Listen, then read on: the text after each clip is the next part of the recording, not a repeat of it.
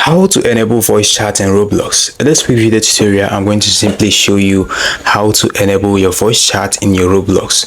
So guys, let's dive right into the video. So right here is actually the home page of my Roblox app. At the top right corner of the screen, you can see the settings icon. So you need to click on it like this.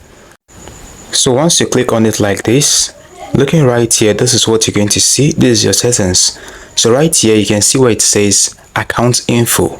So you can see your account info right here. The next step you need to take here is to add a phone number. You need to add and verify your phone number. So after verifying your phone number like this, you need to go ahead and click on done. So right here, you can see where it says privacy and content restriction. If you click on that, you're going to be able to see the option of communication. So if you click on that, in order to expand that section and click on voice chat like this, you're going to see the option of enable microphone.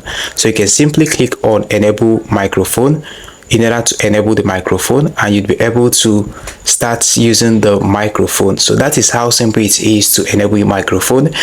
So if after verifying your number yet you are not seeing the option to enable your voice chat on your Roblox, you can go ahead and verify your age as well, and as well as your email address. Alright guys, we've come to the very end of this video.